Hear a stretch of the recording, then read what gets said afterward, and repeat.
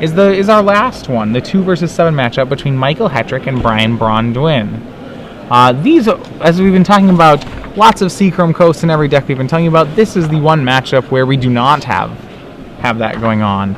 As you can see, Michael Hetrick is playing a Rug Pod deck versus the Frights deck that Brad Nelson and Brian Braun-Duin came up with for the Invitational. Well, it was all Brad. It was all Brad. Okay. Yeah. Brian had me write down the deck list for him on Thursday night. So. Okay. So, tell us a bit about... So, Brian's deck is a classical Frights deck, except for the fact that instead of going with Inferno Titans and Wormcoil engines, he's going with the Sun Titan Phantasmal Image package. A lot of times, especially in a matchup like this, a Frights deck is going to essentially be... basically just like a weirder ramp deck. It still is a deck with Titans at the end of the line. Michael Hetrick knows this. Michael Hetrick is playing Rug Pod, and which is more of a podding for value as opposed to podding Depredators style deck. Has a lot of good targets, but I mean its only 6-drop is 1 Inferno Titan. So Michael's going to have to try to score a quick early victory in this matchup. Brian has the bigger late game, and possibly some of the better, might even have the better early game on top of that. It's a difficult matchup, I think, for Hetrick on all sides of the board. Yeah. So Hetrick led things off with a Llanowar Elves, and Brian had a Faithless Looting on his first turn. Alright, so second turn to Michael Hetrick. Michael Hetrick drew a second Birthing Pod. Probably not an ideal draw, but off his first one, so he has Forest into Llanowar Elves. He's probably right now debating what method he wants to take here. Possibly by resolving whether he wants to resolve an early Birthing Pod or continue to cast creatures. Yeah, and the early Birthing Pod, the big problem with that is that Brian has an Ancient Grudge already in his graveyard from that Faithless Looting. So he's going to go with a Borderline Ranger and search up a mountain.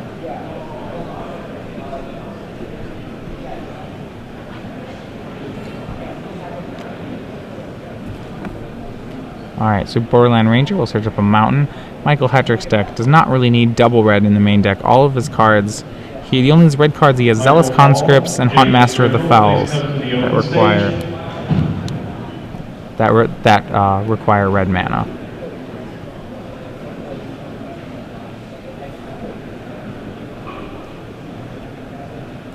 Brian tanking a bit of here over his decision. We see some mana creatures in his hand. He does have the Unburial Rites in his graveyard.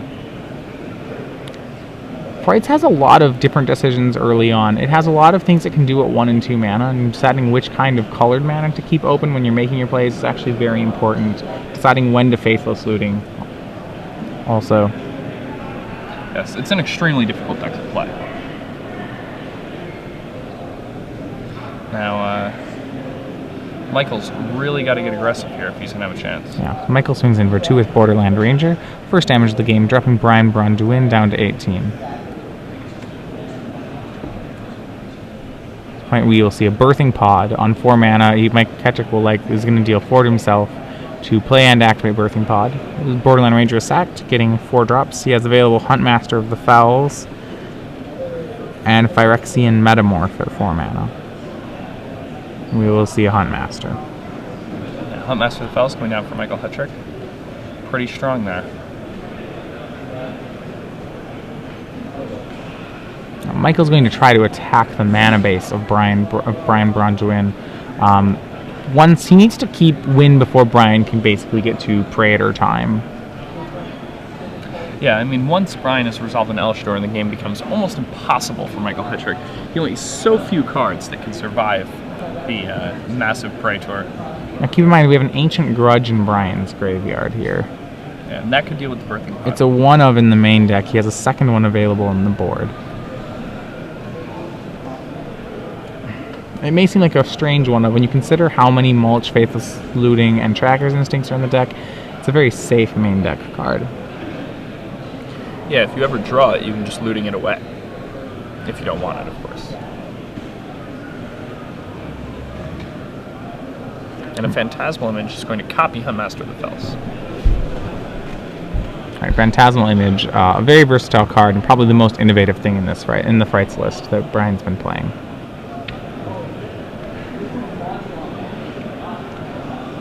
Now, what Brian doesn't know is that Michael has another Birthing Pod in hand. Right, we should expect to see that pod replaced. And a solid play from Brian there, waiting until Michael's turn and then using the Ancient Grudge on Michael's upkeep to destroy the Birthing Pod instead of doing it on his turn. That way he ensures that the Huntmaster won't flip on his opponent's turn or on his next turn. Now the play we might see here is he's going to pod. It's possible that Hetrick will pod into Zealous Conscripts, untapping pod, and pod it into Inferno Titan here. I actually somewhat expect that play. Alright, and he's going to make it.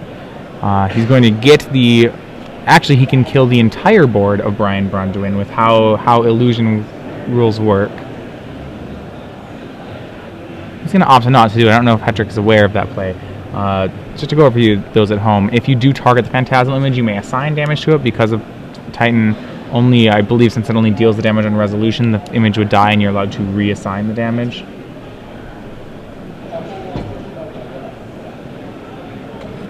It's very likely that on attacks that the image will be left nonetheless. Will nonetheless die here. Yeah, very quickly Michael has taken this game to a kind of crazy level. I mean, it's turn 4 and he has an Inferno Titan on the table. I was talking like a ramp deck. Talking before with Michael Hetrick about this matchup. He felt that this was a very poor matchup for him. So I think winning game 1 would obviously be very good for him here.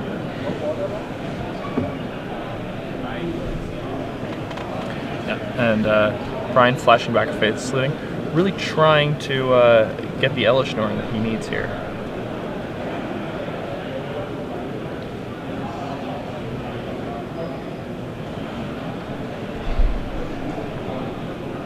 And probably no Elishnorn in hand. Yeah, it would help. Yeah, Brian's gonna need an Elishnorn. The problem is finding another Phantasmal image doesn't help too much either. He has an Elishnorn in the graveyard, so he does have the ability to reanimate it and get it online. That would make the Elishnorn trade with the Inferno Titan.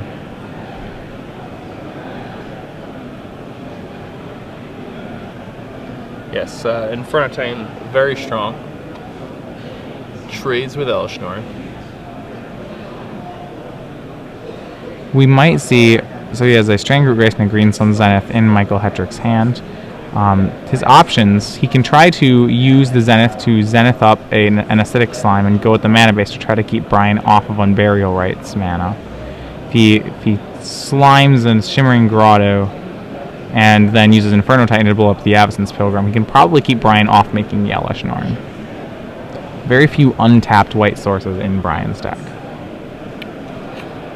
Yes. I mean, he just needs an untapped land, which would have to be a forest at this point, or a Shimmering Grotto, and then he could filter for the white mana. Michael's going to make a different play. He's going to go for the Strangleroot Geist. He's going to pod the Strangleroot Geist. Using life, he can pod it into Deceiver Exarch here. If he wants to build a way up to Phyrexian Metamorph, he could pod it into Deceiver Exarch untapping pod, getting metamorphing the Inferno Titan. Just think what he's going to do here. And then crash for quite a few damage. So Zealous Conscripts and Deceiver Exarch, very good untap mechanics that really allows him for some good pod plays. Yeah, some pretty incredible stuff can happen with Birthing Pod when you have those cards in your deck.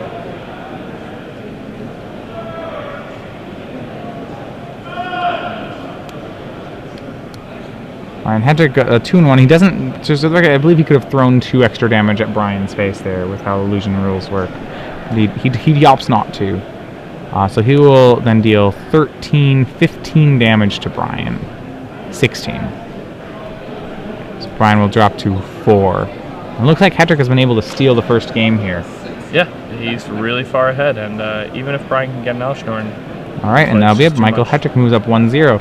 So, when you go to talk about their sideboard plans, I've been talking with Michael Hetrick just before this round, and so what he felt he's going to do in this matchup is he needs to become a little more of the aggro deck.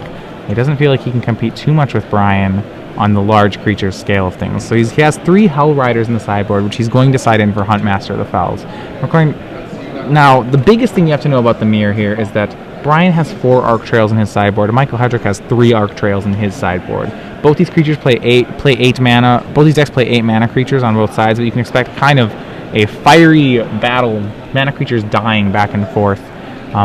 Michael's going to try to win through with Hellrider. He feels like his deck is probably he wishes it had 2 more mountains in it because of how vulnerable his Birds of Paradise are in this matchup. He has 4 Copperline Gorge, 2 Rootbound Crag, and 2 Mountain. He feels like that's not entirely enough to do this board plan, but it's still the best plan. He's going to go for it anyway. Yeah, I mean, Hellrider is something that's pretty close to Michael Hetrick's heart. He was able to top 8 the Grand Prix in Salt Lake City, Utah earlier this year, playing a red-green aggro deck that featured 4 copies of Hellrider. So, no surprise that he's here now battling with Hellriders in his sideboard. Something that he probably feels comfortable doing. Definitely. The other cards like Hound of Gristlebrand we may not see boarded in. He has one of those in his sideboard as well, but the 3 Hellriders are certainly coming in here. On Brian's side, you can expect 4 Arc Trails out of him. He has a transformational sideboard plan that he uses against a lot of decks. I don't believe he will use that at all against Rogue Pod. He has to like how things line up in the main deck as they are. He has a Strangleroot Guy sort of War and Peace plan, but like I said, I don't see that coming in. Yes, and the Strangleroot Guy's sort of War and Peace plan, very good against control players. Not so good against decks like Pod or Delver or Red Green Aggro, or even Ramp. When you play against something like Solar Flare, though, you're going to be very happy that you have that option. So both players here probably won't take too long to sideboard, especially in an event like this. Both players will usually have figured out their boarding plan the night before. Yeah. Have played with it a few times. Usually it's a very quick maneuver. It's always odd when somebody's thinking about how they're going to sideboard in a top 8 match. Sometimes you'll see people change. They'll have tested the night before, and halfway through they'll decide that they didn't like the plan that they were doing, or they feel like they're behind, maybe need to reboard based on certain conditions. Yeah, maybe your opponent sideboards differently than you had intended. Right. Perhaps you feel that your opponent plays the deck differently than your friend who you're playtesting against plays the deck, and as a result you need a different iteration. Lots of questions need to be asked. Sideboarding is one of the most skill-intensive parts in Magic. I mean, it's very hard to have a good sideboard and to know how to use it correctly.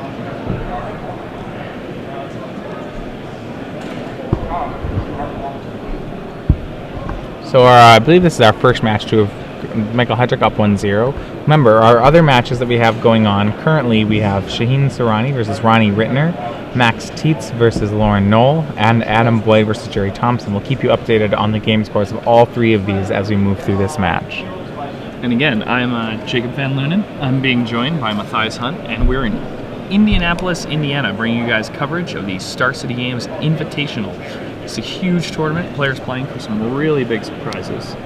And this is day 3 of the competition. All players playing 4 rounds of Legacy and 4 rounds of Standard on both Friday and Saturday.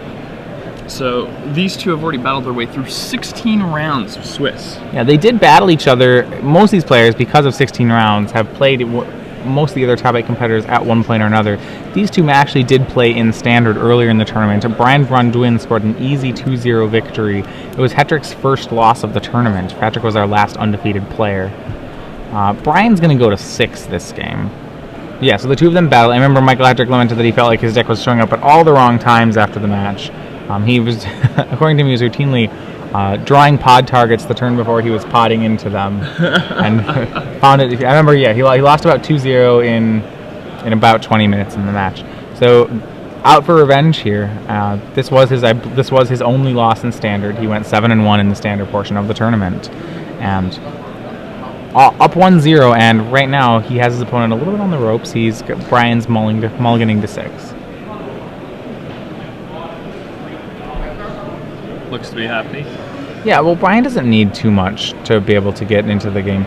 If Brian can get an early Elishnorn, remember, Michael Hetrick doesn't actually have any way. If Brian is just making a turn 4 Elishnorn, he should be able to win. Michael can't interact with that. He just kind of has to blindly go into it. Yeah, I can't imagine he wins from through a turn 4 Elishnorn. So mana creatures from both players. Michael Hetrick has a Bonfire, and it looks to be a Bonfire and an Arc Trail in his opener. Mulch comes from Brian on turn 2. He hits 2 lands off it, as well as putting a Faithless Looting and an Unbarrow Rights in the graveyard, probably one of the best mulches you could hope for. So he's going to cast Faithless Looting.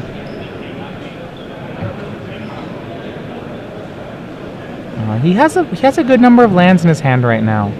So we're going to see some of the lands go away. I don't think he's still lacking on a reanimation target. He discarded Razorverge Thicket, and he discarded the 2 cards he drew actually off the mulch. Lands don't appear to be the problem. It's business that he has right now. Fortunately for him, he has 2 more Faithless Lootings to go through. So overall, a very good start for Brian Braun-Duin. Remember, Brian's deck is capable of an Elishnorn as early as the 3rd turn of the game. Right. He needs some mana creature and a Faithless Looting, and he can get there. Yeah. Brian, we're essentially, Hetrick has to be the aggro deck. He is racing. It's a race for him to win before Elishnorn happens.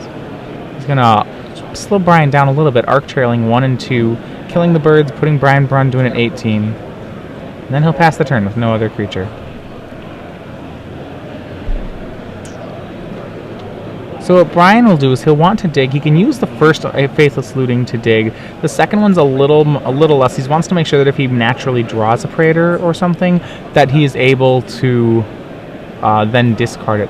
So off his mulch, he gets 2 lands and bins a Tracker's Instinct and an Unburial Rites. Excellent card advantage engine for Brian.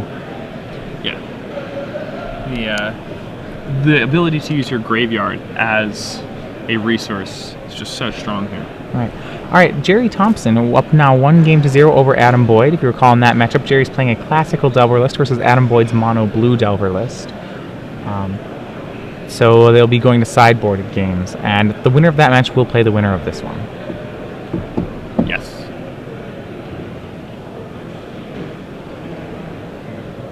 So back to our action. Brian made another Birds of Paradise, which brings us back to Hetrick's turn.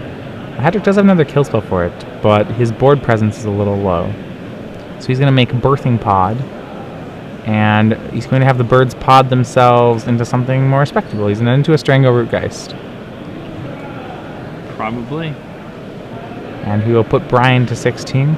Hetrick himself is at 16 from the damage in his Birthing Pod, though life total of Brian much more important to the outcome here. Brian is just trying to get to a certain point, whereas Michael is trying to win before that point is achieved.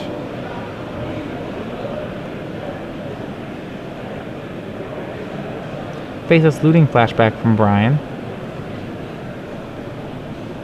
Remember, he has options to flashback of Faithless Looting and Track. Well, he doesn't actually have the mana for Tracker's Instinct yet. Well, he has that off the Birds of Paradise, but Tracker's Instinct, another possible flashback target.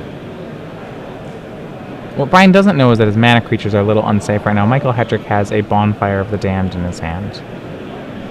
So Brian will discard 2 more lands. Tap Birds of Paradise to cast another Faithless Looting from his hand. Still no Praetor, it would seem. Or really creature at all. Well, okay. Avacyn's Pilgrim and Shimmering Grotto hit the bin. And then he will cast a Avacyn's Pilgrim, a forest. He has 2 cards up in his hand, and pass the turn back to Michael Hetrick. Hetrick draws the turn, Copperline Gorge. And here Hetrick can go up the chain with Birthing Pod quite far if he wants to. He can grab a Deceiver Exarch and untap, and then grab a Forge Hop if he so desires. Which I think is likely Hell Rider if he does do that. The decision paste also, so. Yeah, so that's excellent. The decision which he has to do is whether that's the play he wants to make, or whether he wants to Bonfire for 1 on both of Brian Braun-Duin's mana creatures. He's 1 mana short of being able to do both of them. One thing that he could do also is he could pod the Strangleroot Geist into a Deceiver Exarch, untap the pod, tap the pod again, pod the Deceiver Exarch into a Huntmaster of the Fells, attack for 3, and then pass the turn flipping the Huntmaster of the Fells. Right. It's unclear whether or not he's kept any Huntmaster of the Fells in his deck for that play. I would imagine he's Definitely kept 1 as a pod target, but I'm not sure he's done much more than that. I know he's planning to bring in Hell Riders for the matchup.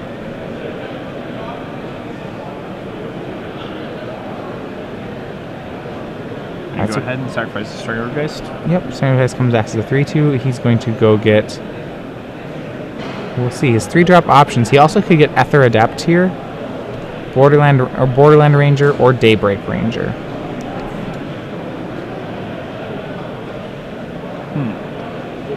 He's gonna go for Borderland Ranger. It's possible that the only land in his hand is a Copperline Gorge, and he may want something that's untapped.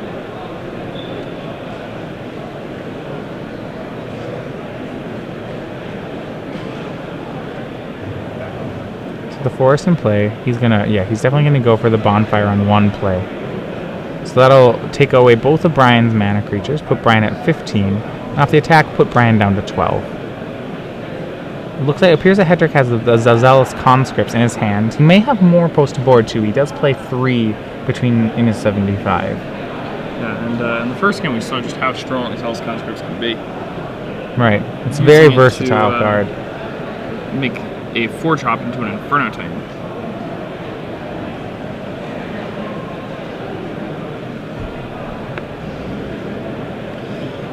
Brian, flashing back another Faithless Looting.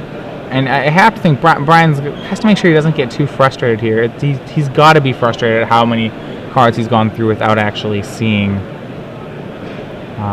anything to reanimate, really. One thing which he could be doing, I suppose, is that he's not using his trackers. He could be paying more for that. So that last discard was an Elesh Norn and an Unburial Rites. So his graveyard stacked, so you can't see that, but he is threatening an Elesh Norn next turn. Curtis Frazier and Kurt Crane. Pretty good to threaten Elesh Norn. Yeah, well, the bigger issue which Brian has here is that he's not going to be able to reanimate it this turn. And Michael will be able to put him at a fairly low life total next turn.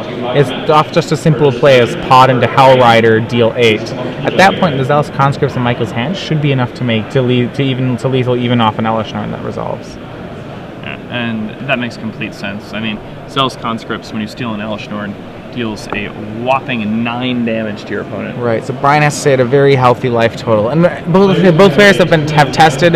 Brian has to know that there's a Zealous Conscripts in here. So he's going to Arc Trail 2 and 1, killing the Borderland Ranger to try to keep Michael Hetrick, try to keep his own life total on the high end of things.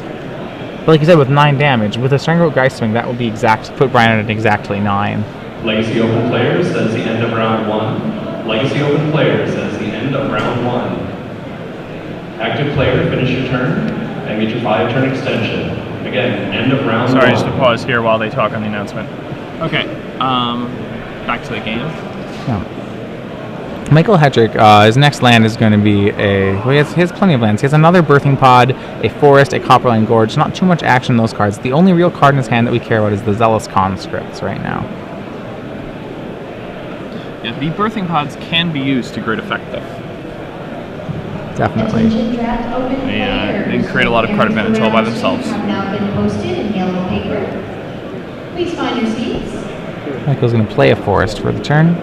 He's going to cast Zealous Conscripts just on his own as a haste creature. He's going to steal a mana, so he's going to attack for 6, putting Brian down to 6. I believe he's going to pod his own Zealous Conscripts into an Inferno Titan. So that puts Hetrick down to 11. And he's going to place Brian on 3 with this Inferno Titan trigger, and then the next attack, which is actually a very strong play from Hetrick. Yeah, this is very good for him. That'll put Brian to 3, and presumably Michael Hetrick's next attack, the Inferno Titan, will kill just based off the attack trigger. Yeah, now Brian looking to be 0-2. Yeah, down in quite a hole in a matchup that we thought was very good for him. Very good for him. Really, Brian's hoping to be quickly make an Elesh Norn. Michael said Hetrick has to kill him before Brian makes an Elesh Norn. And he's been able to do that both games so far. And it's a very difficult thing to accomplish, and Brian's deck is a deck that you unfortunately have to keep a lot of very loose hands with, and a lot of the time you're pretty unaware of what's going to happen by turn 3 or 4 because of just how many of your cards. Here we are. And Burial Rites on Elesh Norn is fine, but Brian may not see it. I'm not sure that I think he wants to see Hetrick do it. And Hetrick's going to attack, say 3 to Brian. Alright. So Michael Hetrick takes a 2-0 lead over Brian Braun-Duin, looking for a spot in the top 4. Yeah, so Michael has won the first 2 games. He's got to feel pretty good about this terrible matchup. So meanwhile, Brian, I mean, he's got to win 3 on the trot. what I also like, I was talking to Michael Hetrick ahead of time about this.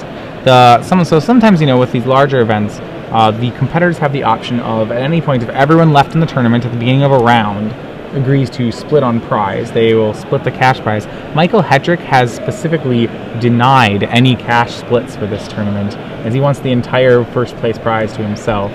Wow! Even despite a bad matchup, despite having his worst matchup in round 1, he has decided not. Last time I talked to him, he has not split anything. But he is taking it into his own hands, and he's looking for first place. I appreciate that. I like it a lot. I don't split very often. No, I'm somewhat of an opportunist person who splits. Like, if I knew my first round matchup was something I didn't want, I might split. Otherwise, I would not. An update. So Shaheen Sarani and Ronnie Rittner are now 1-1. And remember, that is our matchup up at the top of the bracket. Shaheen's the overall 1 seed. He's playing Esper Walkers, and Ronnie Rittner is playing one of our Blade Splicer Delver decks, but the equipmentless Blade Splicer Delver. Meanwhile, over here, we're going to game 3. Brian Braun-Duin down in a 2-0 hole, but still having what we both believe, and his opponent believes as well, is a very good matchup for him. Yeah, and I mean, you can stumble sometimes, and that's one of the major issues of playing a deck like Hetrick. Sometimes you just have an inconsistent draw, and then you get down for the count very quickly. Yeah. Let's see, so Brian brought in Arc Trails, we assume, right? And maybe a Phantasmal Image, an extra one. What do you think Brian is taking out here? 2 Tracker's Instincts? Brian, well, Tracker's Instincts, so I played Frights only in one tournament. I played it in Grand Prix Baltimore. So Tracker's Instincts is the worst card in the deck, and usually is the first card that comes out. It's there because you need a critical mass of these card draw effects, but it's really a terrible card. Just across the board. The card, it's overcosted and doesn't really do enough. So when you cut something, it's got to be Tracker's Instincts that he loses. It may also be actually in this matchup that he's decided to not keep the Lingering Souls in.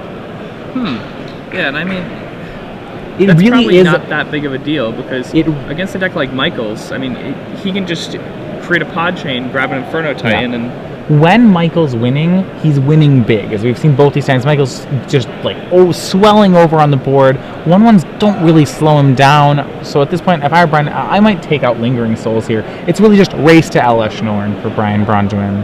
Seems to make sense. And his deck is very capable of doing that. So Brian, work cut out for him now. Going to have to win this game. Going to get the play, but going to have to win on the draw for 2 games in a row against this podcast right here. So the thing that you have to know about being down 2 games, so math-wise, in order to be able to win, so say you have a certain percent win, you have a very good matchup. The question is, how good does it have to be to take 3 consecutive games? I believe it's 7. If your matchup has to be 79% in your favor to make it likely for you to win 3 consecutive games. So while this matchup might be a good matchup for Brian, if it's only a 65-35 matchup, it's improbable that Brian will dig himself out of this hole. So Brian leading things off in the Bird's Paradise. It has been done many a time, though. It still has been done, and it's great when it happens, but yeah, it's one of those things, you'll say, oh, it's a great matchup. Well, I can win all these games. Yeah, that's true, but you have to win all of them. So, identical starts from both players of Copperline Gorge into Birds of Paradise. Brian's going to follow it up with a Faithless Looting on turn 2. And he's going to ready his combo here. I think Elesh Norn, he has an Elesh Norn in hand. He has to decide whether he wants it in his hand or in the yard. Oh, and he's got Elesh Norn on Burial Rites as the first discard. Almost a slow roll. This has got to put Hetrick in a very... Hetrick... and here's a white source, turn 2. So Hetrick's got to be fairly dismayed at this start. Yeah, he's drawn Zealous Conscripts, but he's getting Elesh Norn on the very next turn. Yeah, he's facing down a third turn Elesh Norn when he's on the draw.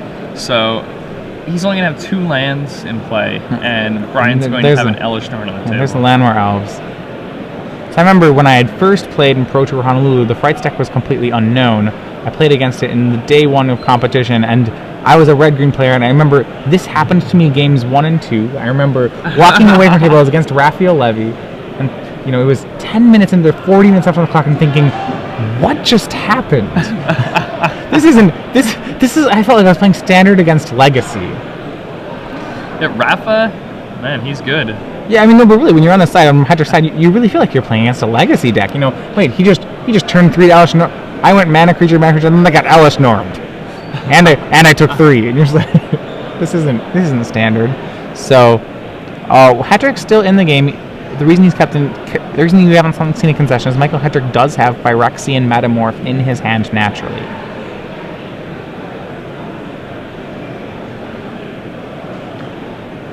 So Brian discarding a Burial Rites and a Razor Verge. Yeah, that second Unburial Rites on a discard has got to be pretty dismaying for Michael Hetrick.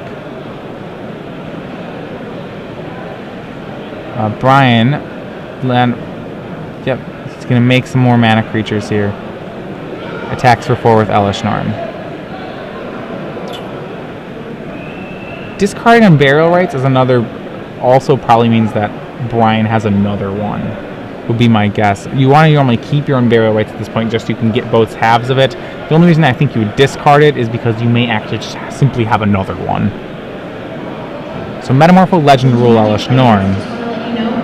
But that jig's only temporary, as on the board, Brian has enough mana to remake Elesh Norn and swing for 5. Yeah, he can just tap the lands that he has in play. Right. I think this is these are the games that both players are expecting to have happen more often. Yeah, and when you're playing a deck like Brian's that can so consistently make Elesh Norn on the 4th turn, you expect this type of game to happen. Alright, Unburial Rites is going to come out. Elesh Norn's going to come down. 5 damage will be served. Drops Hetrick to 11. Hetrick, remember that Metamorph was a one of. He has no other. He has 2 Phantasmal Images in his deck. And he does have one. Okay. And if Brian doesn't have that additional Unburial Rites in his hand, he's going to feel pretty bad about having discarded one of them. He does have Gavoni Township, so he still has some game here.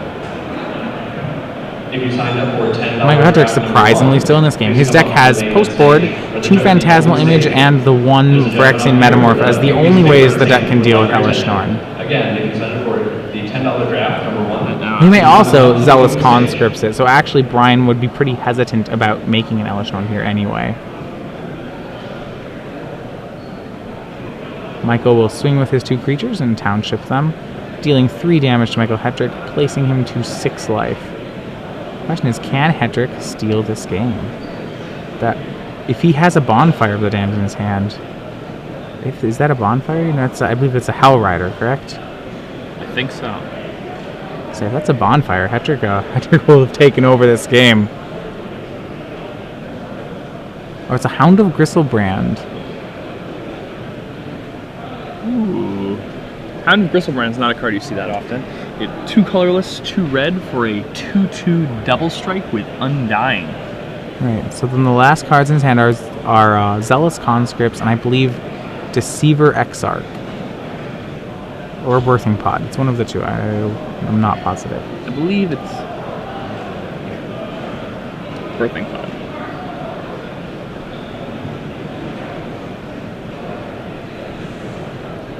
Alright. So passes the turn back to Brian Braun-Duin. Remember, the Gavoni Township will really help Brian here, but on top of that, Brian's going to be faced with decisions of whether or not to township or to continue casting the spells he draws. He probably won't have the option to do both. I think Brian may need to just keep pumping this bird and sending it to the red zone. Right. Seems like his best course of action. The best thing Brian has going for him is that he's at 20 life. He's got some bleeding to do before he's out. If you signed up for $10 draft number 1, please come up to the open stage where we'd He's going to Arc Trail both of Hetrick's mana creatures. Please come up to the open That's stage. very nice. It's interesting. Yeah, it's okay. At that point, you almost want to consider whether or not Arc Trail is better served at the face. I mean, either. I mean, that's probably splitting hairs. Both of them are excellent plays. He's going to Phantasmal Image the Hound of Gristlebrand, and then he's going to attack for 1 with the birds, putting Michael Hetrick down to 5.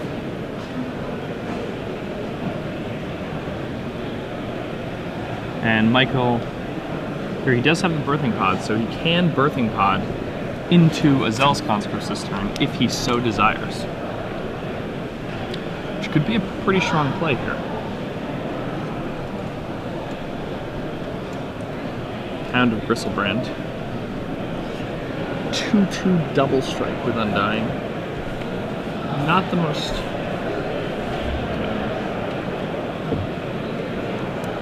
commonly seen card.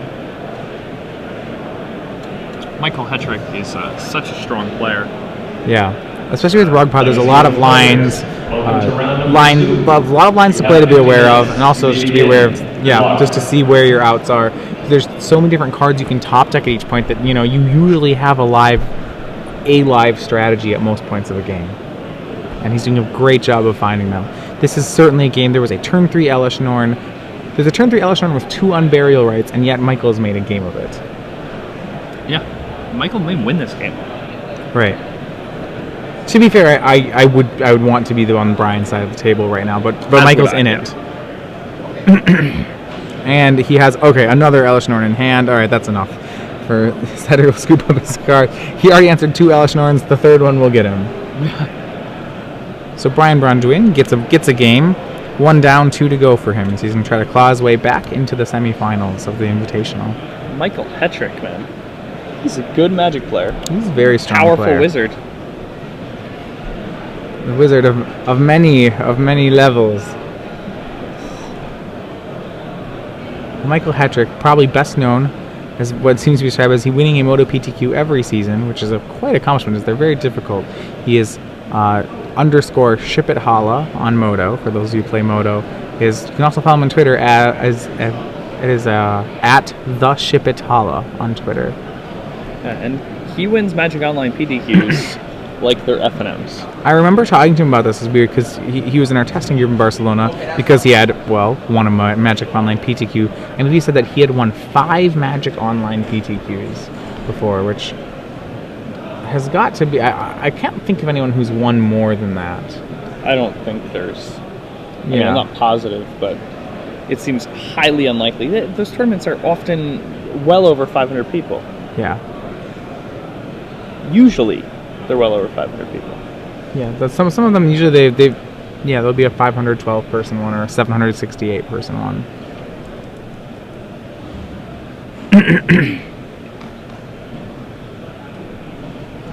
He finished in the top 50 at Barcelona, which in the old system would have been good enough to keep him on for Seattle.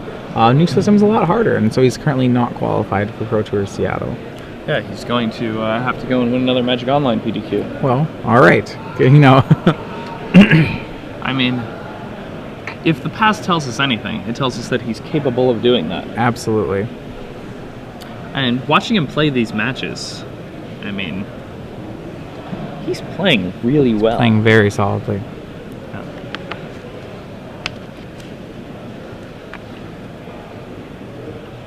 So Hetrick will be back on the play for Game 4. And if there is a Game 5, he'll be on the play for that. He just has to hope that Brian doesn't get, the turn 1 Faithless Looting, discarding Elesh Norn on Burial Rights. Hetrick has got to, avoid that. On the play, he looked to be all Arc Trails, no lands. So Hetrick will be going to 6 this game. And you can't keep a one-lander here. Yeah. So in other words, we're going to try to get you updates on the other matches as soon as we can here. This match going rather quickly in Game 4 already. Yeah. Between Braun-Duin and Michael Hetrick. And Michael Hetrick quickly taking the 2 games that he won. The first game especially fast. Inferno Titan coming down out of nowhere off of multiple pod triggers, untap effects. And then Game 2, a very similar game plan from Michael Hetrick. Braun-Duin in Game 3, able to was able to have a Elesh Norn on the battlefield as early as turn 3. It was the third Elesh Norn that did him in. Yes. Michael Hetrick finally fell to the third Elesh Norn after they came out on turns 3, 4. 4, and 6. And it's a Faithless Looting. Alright, so Hetrick has to cross his fingers a little bit here. So, I see a Phantasmal image in hand for... So Sun Titan and Elesh Norn go in the bin. Interesting choice. Usually, sometimes what's pretty good for your hand. What that tells me is that actually Brian doesn't feel like his hand has any ability in its mana to cast either of those spells. He probably has 0 white sources. Hetrick will make a land and make a turn 2 Birthing Pod. Drops himself to 18.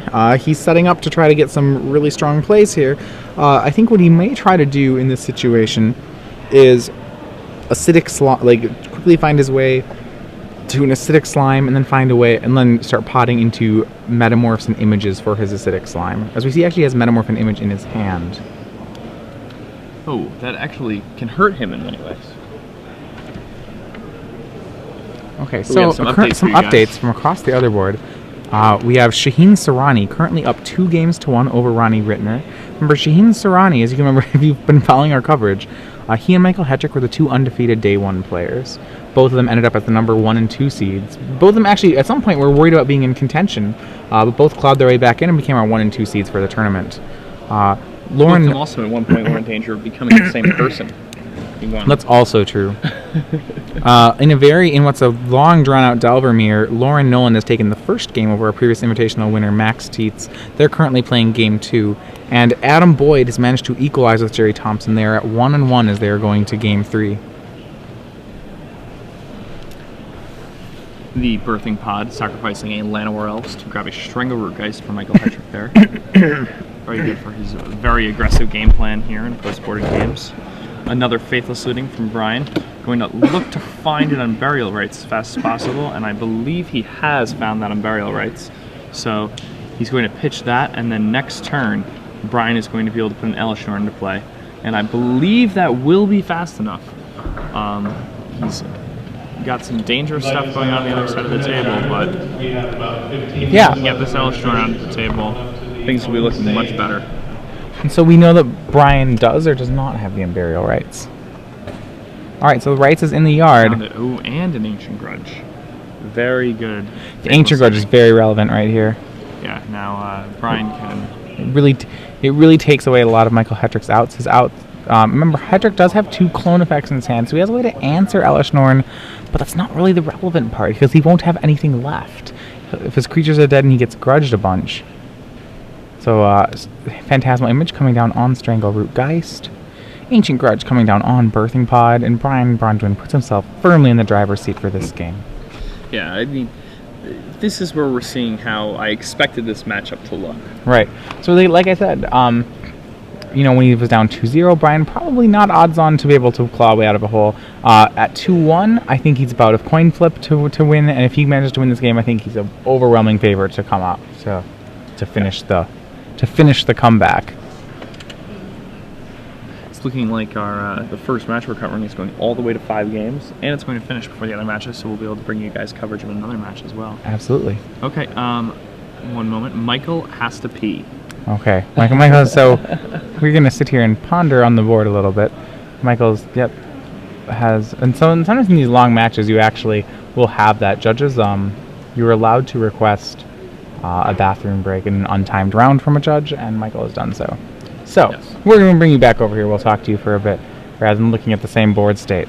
Some of our other matchups, so we have Shaheen Sarani and Ronnie Rittner. Shaheen's up 2-1 over Ronnie Rittner in that one, which I think we agreed we liked. The fact that Ronnie wasn't playing any equipment, we felt like Shaheen really could get ahead in that matchup. Yeah, no Celestial Purges and no equipment for him. I talked to Shaheen a little bit this morning, and Shaheen thought that, especially with the 5-game match as the control player, when Ronnie has so few answers post-board, Shaheen thought that he was a huge favorite to win this. He was very confident that he was going to make his way into the semifinals. But from there, did he feel like he was less confident? He didn't really talk about the next match. I mean, Shaheen is of the mindset when playing Magic that you think about the match at hand. Right, and that's a really good, especially with the amount, in these high value tournaments. It's the first round you have to make sure you win. From after there, you kind of have to play. You will play it on the fly more, or maybe you'll have some friends on the side play testing it for you, and you'll ask them what they've thought about the matchup. But I mean, that's really what you want to do when you make the top 8 of a tournament, and you get there. There are 6 people who you might play against, and 1 person who you're definitely going to play against, and you should be spending more than half of your practice time the night before practicing against the deck that you have to play against first, because that's what's important. You have to win that matchup, because if you only spend 1/7 of your time trying to beat your quarterfinals matchup, and he spent all of his time trying to beat his quarterfinals matchup, then your opponent's probably going to beat you. Right. Actually, oftentimes what will happen is you'll spend the night sleeping, and the people you're rooming with spend the night playing your matchup. And then, and then over breakfast, they'll tell you all about the matchup.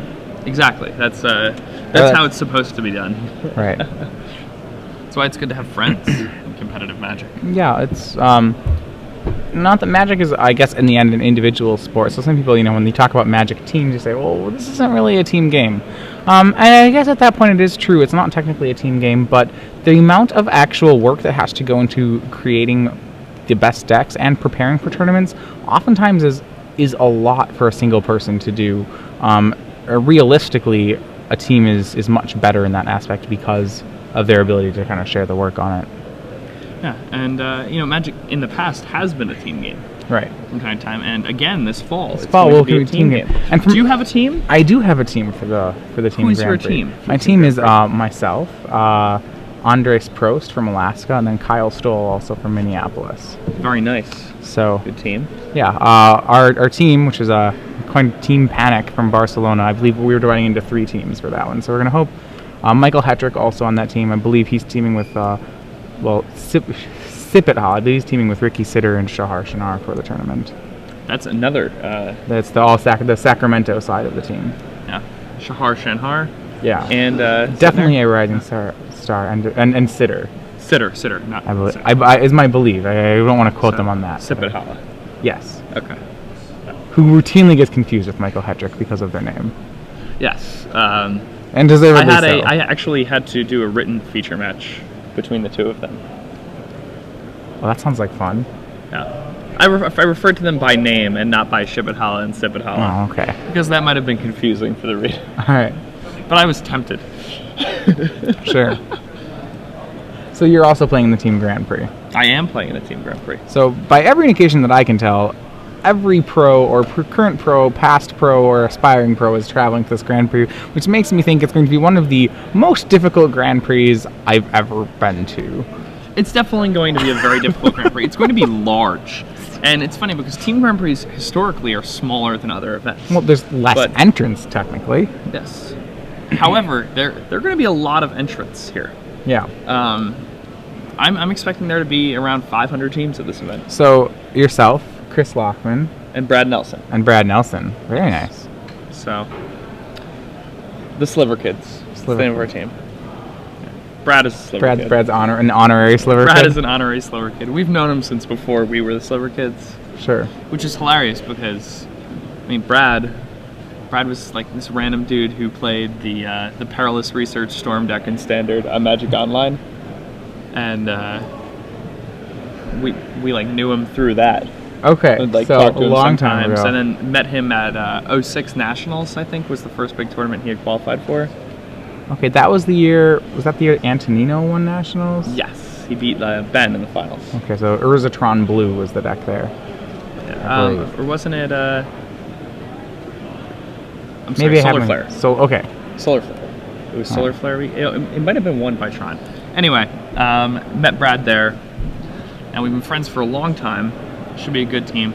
Always good to have teammates who are your friends. Yeah, team chemistry probably more important in the end, I would say, equally if not more important than play skill in these events. All right, so we're returning to the game here. If we recall where we left, Hetrick had a great board presence, and then Braun-Duin promptly removed it all. He's threatening an Elishnar next turn.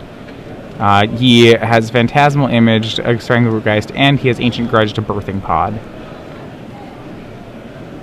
Hetrick does have an Image and a Metamorph in his hand, so he has plenty of answers to the Elishnar, and the problem is that the Elishnar will leave his board with nothing on it. He's going to image the Strangleroot Geist. Post-combat. I can't say I understand. Okay, what he wants to have is he wants it to persist back as Elesh Norn when it dies. We probably want to play it post-combat because he actually didn't want... He can't afford to have it get blocked.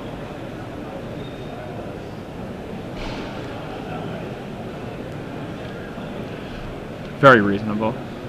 What's interesting is actually when it does undie back, it will, Elesh Norn at that point, will kill the Birds of Paradise on Braun-Duin side of the table from state-based effects. It will also kill the Phantasmal Image, which will then undie back without another creature, so it'll come back as a 1/1 without the Phantasmal Image ability. It only gains the illusion ability if you choose you may choose a creature to copy. If you do, it gains this ability. Now, if you don't choose a creature, it doesn't actually gain that ability.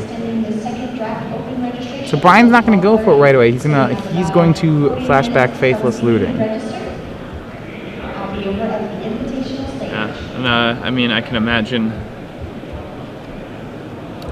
This is a very. This all depends actually, Hetrick. and Michael Hetrick could actually end up with a Strangleroot Geist. Well, that depends on whether Michael Hetrick wants to end up with a Strangleroot Geist in play, depending on how he stacks his own undying triggers.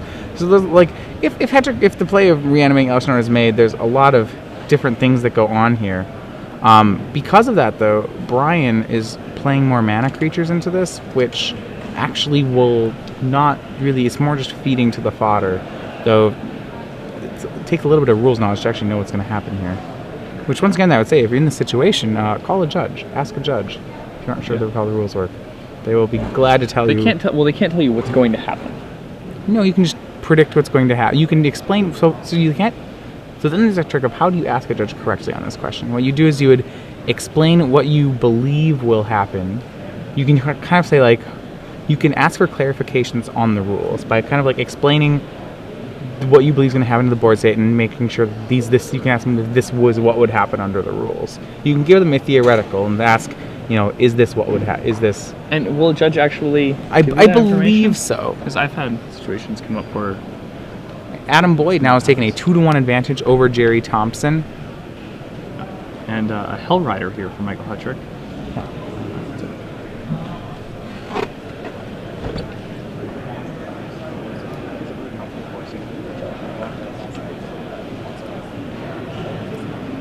Michael attacking for 1 with Birds of Paradise, thanks to Hell Rider's triggered ability.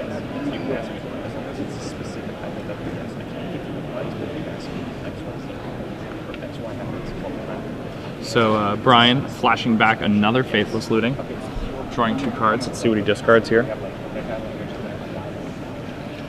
And I mean, this is somewhat confusing. If you haven't played with both of these decks, it's very hard to understand what is about to happen. And to be honest, I'm not really sure how all these triggers are going to pan out once all is done. So we checked with our level 2 judge here. Okay. And yes, if you present a hypothetical and ask if how it will play out, yes, the judge will answer that for you. Okay, so the Phantasmal Image, when it comes back, it'll just die as a 0/0, right? It won't. No, because it's undying. It will come back with a 1/1 counter on it. Oh, yes. And if you don't choose another creature, then it doesn't gain the illusion ability. Correct. So you just get a 1/1. Yeah, the board state getting rather... It comes in with the 1/1 counter. It's not like it doesn't get it as a trigger when it comes in. It comes in with the 1/1 counter.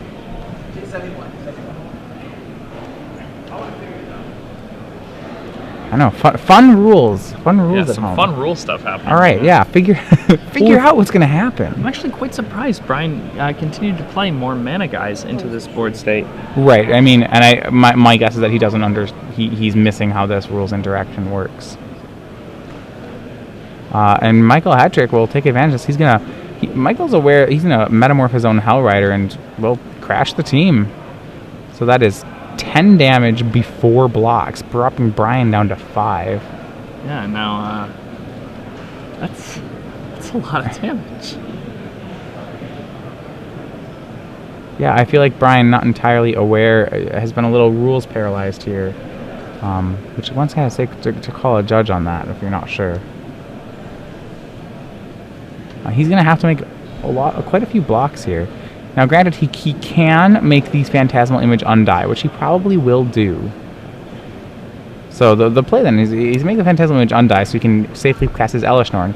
The biggest issue with that is the 2 Hell Riders, as long as they're living here, which they probably will be, will attack for 4 on their own, even as 1/1s in a post-Elesh Norn world. That puts Brian down to 1. Well, right now he's at 5, and that attack next turn is for 4, so Brian will have to block everything, basically sweeping his own board. He actually has to block everything. Yes. And there's really nothing he can do about it either. I mean, he's already flashed back his Ancient Grudge, so we can't get them anymore from another way. Correct. Yeah, he's going to have to block everything if he doesn't want to die on the next turn. And, wow, this game has been incredibly well played by Michael Hetrick. Yeah, he's taken a situation where Brian's plan A of reanimating Elesh Norn came to fruition, and Michael has seemingly continued to play into the board and actually has given himself the option to win. Brian, I think, pretty distraught here. I think he probably feels like this was his game and that it slipped away. You know, it's like you had to reanimate on Elesh Norn. All right, so Shaheen Sarani and Ronnie Sittner are now also going to Game 5. Ronnie Rittner has equalized. So, to recap, we have this match going on here. It looks like Michael Hetrick's going to pull it out. We have Shaheen Sarani and Ronnie Rittner going to Game 5. We have Adam Boyd up 2 games 1 on Jerry Thompson. We have Lauren Nolan and Max Tietz still on Game 2. Lauren is up 1-0 in this matchup. We will likely be probably bringing you over to that match when this one is done, as that will be the match we'll still have. We might be able to bring you another match before we go over that one. Because I imagine that one will go... If Adam Boyd and Jerry Thompson goes to 5 games, we will probably be able to bring you that one.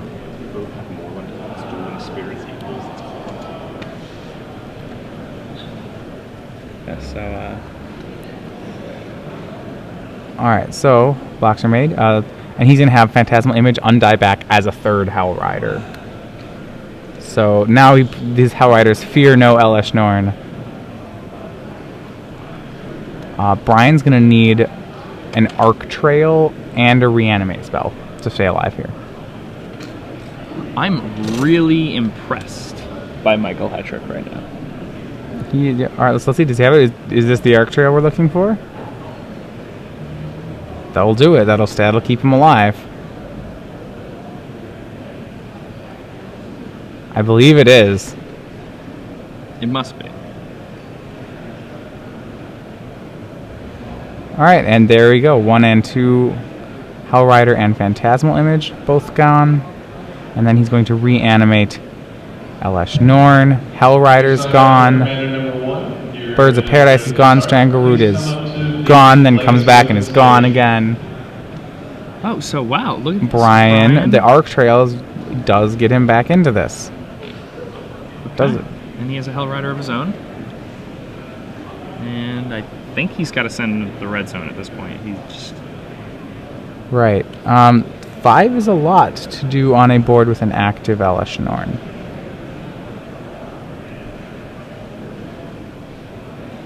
So Hell Rider then swings for 7 damage by itself. Wow, yeah. Michael, I'm down to 9 here.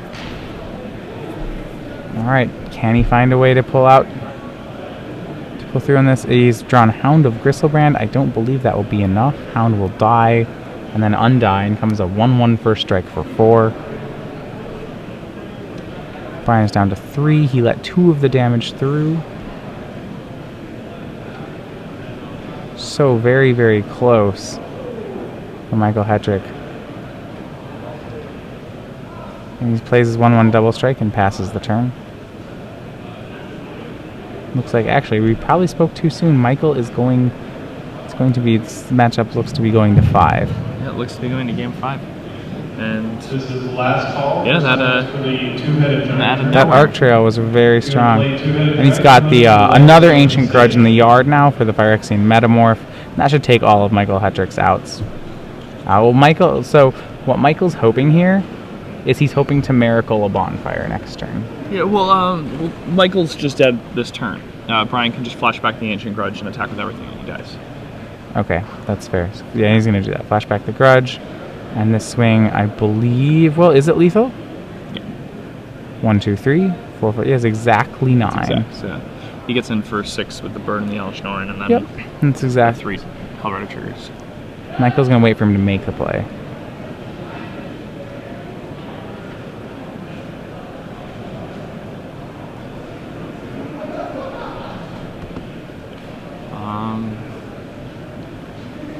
Assuming we have our life totals correct, Brian's just going to confirm that that actually kills him.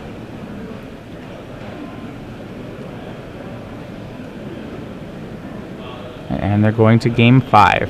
So the decider one, Hetrick, will be on the play again. Can he get an elusive third game from the Fright stack? He started out 2-0, has lost his last two games to Legendary Praetor. Will he be able to get one? Wow. Part of me thinks he's going to pull it out, actually, even though it's a very bad... Even though this matchup is not in his favor, I feel like he's been fighting really hard in the last 2 games, not getting either of them, but really playing to his outs very well. I feel like if he gets a hand that he can play with, I think Hetrick might be able to pull it out.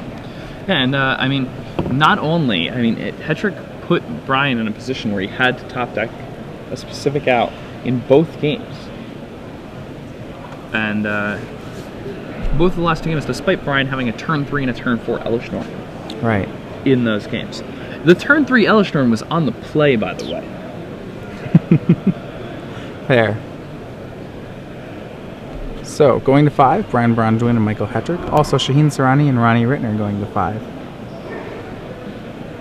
Remember, those two are on opposite sides of the bracket. Those matches will only meet in the finals. So Max Teets and Lauren Nolan still on game 1 here. Game 2. Game 2, rather. They're into Moorland dueling Moorland haunts. It's a Delver mirror.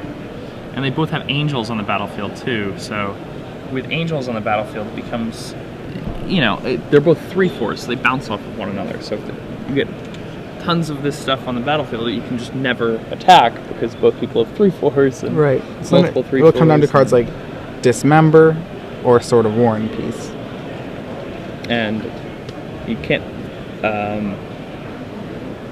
you cannot attack with your angels because an angel and a spirit token kills an angel, and then right. so on and so forth. It can get complex.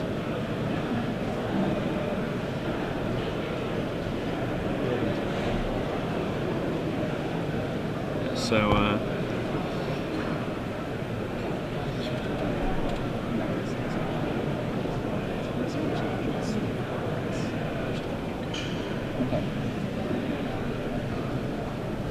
what's going on there? No, we're just just describing. We have a very long, drawn-out Delver match being watched. Believe that it seems like Lauren will get the next game. Lauren has connected a Sword of War and Peace to a Restoration Angel, though it has to face a Gideon. Both players here in our final match will be going to 6. I have to believe that only favors Brian Braun-Duin. Yes. Remember, his deck only needs to assemble 3 pieces or so, and he has a much stronger card advantage engine. So Adam Boyd mulliganing his Adam Boyd. So Jerry has won his match. So another one going to game 5. Jerry and Adam Boyd will be going to a deciding game of it's mono blue Delver versus Jerry's classic blue white Delver. So they're going to game 5 also. Yep. Adam will be on the play there, so you have to give the edge to Adam, I believe. And I think Adam has the edge in that matchup. Yeah. Remember, the winner of that playing the winner of this match. So a bunch of excitement in our first round of the Invitational. All 3 of our matches already going to 5. One of them going still in game 2. Yeah, so as a result, 3 matches going to game 5. That's yep. We'll keep you updated on those other 2 matches. When this one concludes, we'll be moving over to the match between Lauren Nolan and Max Teets. The other ones are already starting their game 5, so we'll be sticking with this one. Alright, so in for game 5. Michael knows that he's played well, I'm sure.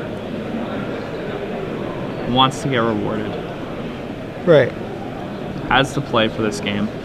going down to 6 cards. So when I've talked to him, he's usually fairly level-headed about, you know, some people really can get upset by variance issues. I found that it seems like, you know, doing what you can do is probably the best you can do. So, And if you play a lot on Magic Online, it's pretty hard to get upset about variance issues. yeah.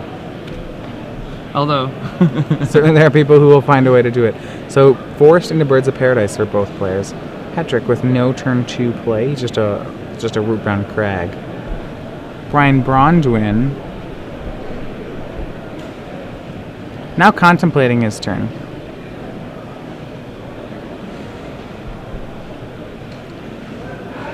yeah, so Michael will have a turn 3 Hellrider for us. It's going to Arc Trail 1 and 2, putting Michael Hetrick to 18. And this was the thing where Michael worried about when I was talking with him. He actually does have the second red in his hand, so Hellrider will be active. Michael also does have a Phantasmal Image. 2 mana creatures for Brian. Hetrick does not have the Arc Trail. He'll play Landwar Elves, and Brian's got to be pretty excited that there's no Arc Trail coming his way. So now he gets to untap with 4 and probably 5 mana on turn 3. So what he's really looking for now is Faithless Looting. Tracker's Instincts or Mulch would also be nice here.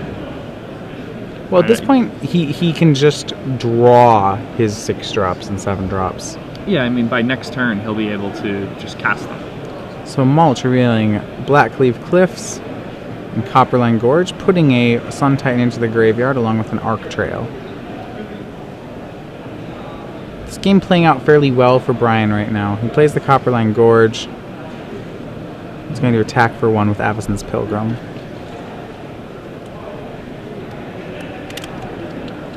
And he'll pass over to Hetrick. So Hetrick's plan to making the turn 3 Hellrider will have to be a turn 4 Hellrider. It's probably 1 Hellrider this turn. Next turn it will be a copied Hellrider and a Strangleroot Geist, which will be significantly more intimidating. Yeah, that's a lot of damage. Right. So here's first Hellrider, and a little bit of a damage. Brian let in a little more damage than he needed to by swinging Avacyn's Pilgrim, paying for his greed a little bit. He's going to take 6 there and go to 14.